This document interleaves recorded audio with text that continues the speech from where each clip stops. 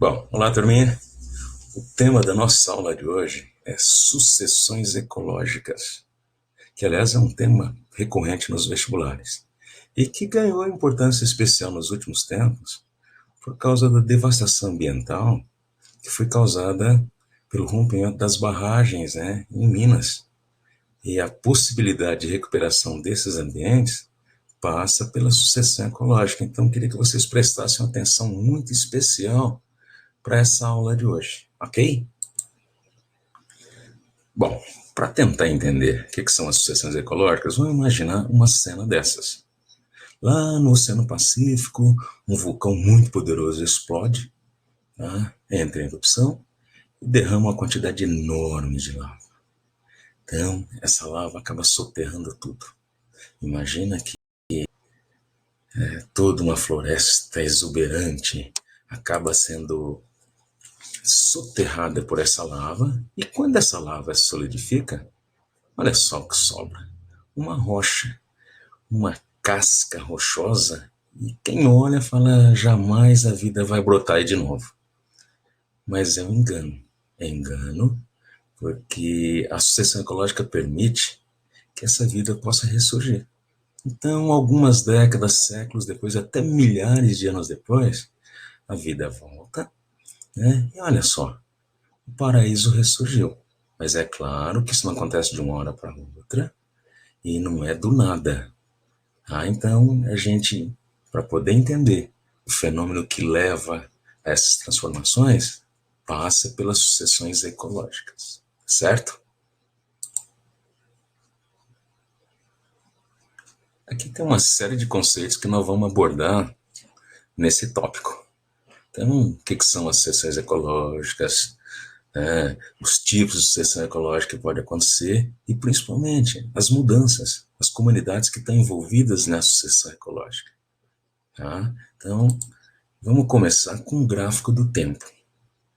Pensa numa situação como essa que a gente acabou de propor. Uma rocha, porque é isso que sobra. Depois que esse vulcão entra em erupção e joga lava para todo lugar, que nós temos uma rocha, teoricamente a vida nunca vai voltar a ocupar.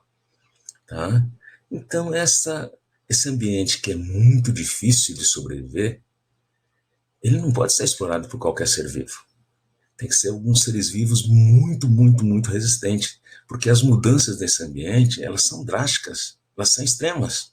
Uma hora está quente, outra hora está frio demais, uma hora está cheio d'água, dali a pouco está muito seco. Então, para poder sobreviver, só indivíduos como os líquens. Então, os indivíduos que poderão chegar inicialmente a iniciar essa colonização seriam os líquens. A gente não pode esquecer que líquen é uma mistura de alga com fungo. São indivíduos muito simples, mas muito resistentes. Eles chegam, começam a modificar o ambiente, começam a reter umidade, começa a surgir os indivíduos decompositores. Essa decomposição vai alterando o substrato, que é aquela rocha inóspita, e de repente parece um musgo. O musgo também é muito simples, é o vegetal mais simples que existe. Tá? Resistente, mas ele não poderia ter iniciado a colonização. Só depois das mudanças feitas pelo líquen é que ele pôde chegar. Tá? Só que tem um detalhe interessante. Quando ele chega, ele expulsa o líquen. Então a primeira mudança, a primeira sucessão acontece dessa forma. O musgo é pequenininho, mas é maior que o líquen. A instalação dele ali vai acabar impedindo que o líquen continue a receber luz. Então ele simplesmente vai embora e dá lugar ao musgo. E o musgo chega, tem uma massa maior, retém mais água, retém umidade. Essa umidade começa a trincar a rocha. Isso começa a soltar minerais. A água que vai entrando, ao aquecer, vai trincando cada vez mais a rocha. A decomposição do líquen vai produzindo uma camadazinha de solo muito, muito, muito fininha, mas já é uma camadinha de solo. Tá?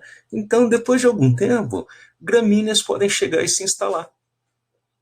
Quando a gramínea se instala, note, a gramínea, a gente sabe que ela é muito resistente, tá? Mas ela não poderia ter iniciado essa colonização. Ela tem algumas dificuldades e não poderia sobreviver nesse ambiente totalmente inóspito. Mas, com essas mudanças todas que aconteceram, ela pôde chegar e pôde se estabelecer. Só que, de novo, ela vai expulsar o musgo. Uma nova sucessão, uma outra comunidade diferente. A grama, ela já é uma angiosperma. Tá? Ela traz micróbios, um número maior de micróbios, ela traz insetos. Então, esse ambiente já está um pouco mais complexo, mas ainda é muito simples. Então, essa comunidade inicial, esse grupo inicial de seres vivos, que iniciou o processo de colonização, a gente chama de ecese ou comunidade pioneira. Eles que iniciaram o processo. Tá? Isso permitiu que, em seguida, pudessem chegar indivíduos um pouco mais exigentes. Ainda simples, mas exigentes. Tá? Então, chegaram os arbustos. Como a grama já produziu uma mudança maior, já começou a aparecer indício de um solo, os arbustinhos já começaram a surgir com suas raízes mais profundas, provocaram rachaduras mais profundas no solo, mais água foi entrando, essa rocha vai esfacelando, vai liberando minerais, tá? Vai formando uma camada de humus mais grossa. Tá? Então, dali a pouquinho, começa a surgir indivíduos um pouco maiores, arbustos um pouco maiores, né? E aí as suas raízes profundas vão penetrando ainda mais nesse solo, né? Vai destruindo ainda mais as rochas, esfacelando. Notem, olha, vai aumentando a altura do substrato.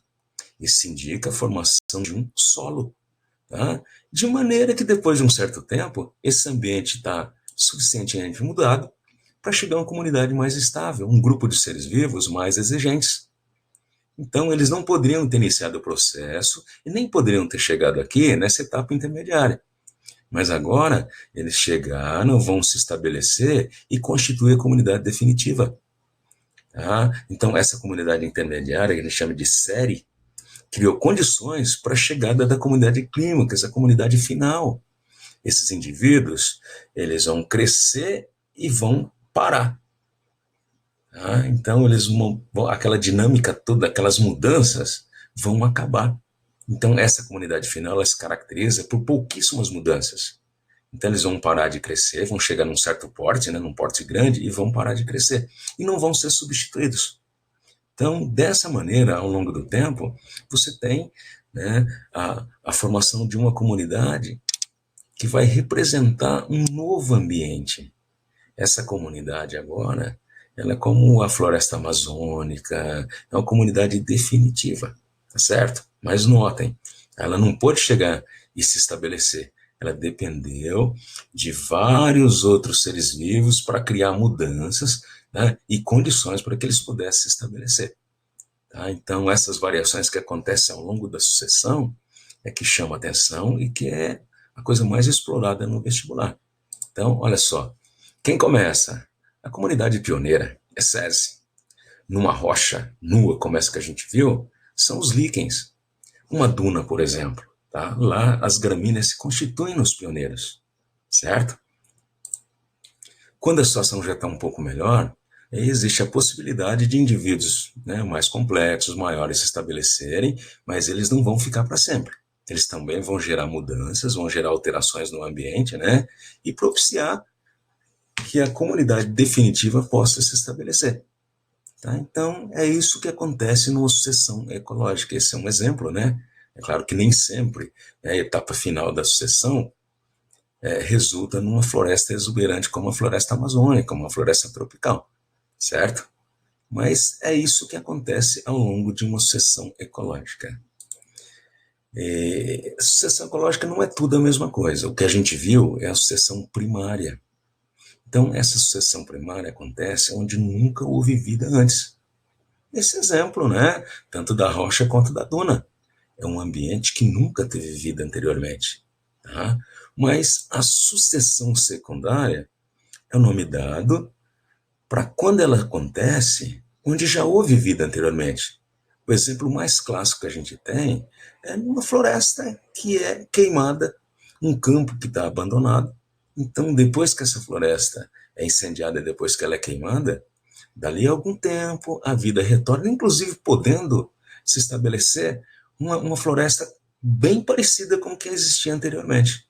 Então, quando havia vida anteriormente, você não começa exatamente do zero absoluto.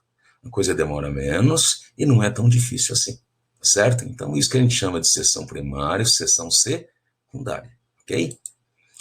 E uma coisa muito, muito, muito explorada no vestibular é a variação de certos fatores ao longo de uma sucessão ecológica. Então, nós temos aqui duas curvas, uma curva vermelha e uma curva verde. Notem que a curva vermelha está para baixo. Então, ela vai diminuindo ao longo do tempo. O que representa essa curva vermelha? Essa curva vermelha representa a produtividade líquida. É a relação entre a fotossíntese e a respiração. A fotossíntese produz e a respiração consome. Então, no início da sucessão, olha essa comunidade pioneira, a fotossíntese supera muito a respiração. Então, o que é produzido é muito maior do que é consumido. Então, isso resulta em sobra de alimento e também de oxigênio, que vai levar ao crescimento rápido desses indivíduos. Eles proliferam muito rapidamente, tá? Só que essa produtividade líquida, essa diferença entre a fotossíntese e a respiração, ela vai diminuindo ao longo do tempo. De maneira que quando chega na comunidade clímax, ela é igual a zero. A fotossíntese e a respiração se equivalem numa comunidade clímax. E aqui a gente aproveita para explicar algo muito importante sobre a floresta amazônica. Muita gente atribui à floresta amazônica o papel de pulmão do mundo, na alusão ao fato de que ela produziria oxigênio para todo o planeta, e não é verdade. Por que não é verdade? Porque a floresta amazônica é o exemplo típico de uma comunidade clímax. E lá, a fotossíntese e a respiração se equivalem, a produtividade primária líquida é igual a zero. Ah, mas a floresta amazônica não produz oxigênio, produz muito oxigênio e muito alimento. Mas todo o alimento que é produzido lá é consumido. E com oxigênio também.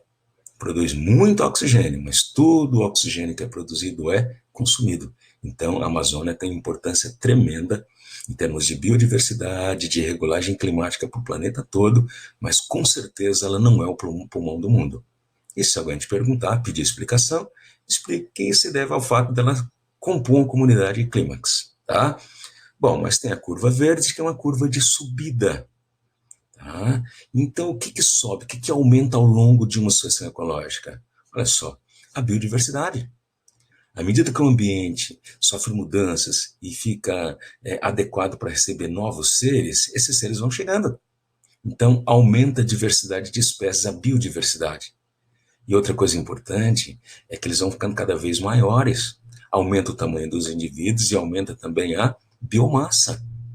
Os indivíduos novos que vão chegando, eles representam componentes de cadeias alimentares que não havia anteriormente. Então, aumenta o número de cadeias, essa complexidade toda indica que aumenta as teias alimentares, elas vão ficando mais complexas. Tudo isso se deve aos seres vivos novos que vão chegando, vão trazendo novos nichos. Tá? E a reciclagem, o apodrecimento e o reaproveitamento da matéria vai ficando cada vez mais intenso. Tá certo? Então, fiquem de olho nesse gráfico, que ele é muito, muito explorado no vestibular. E também essa é uma noção bem básica, mas acho que adequada e suficiente de sucessão ecológica. Combinados? Muito obrigado e acho que a aula serviu para alguma coisa, certo?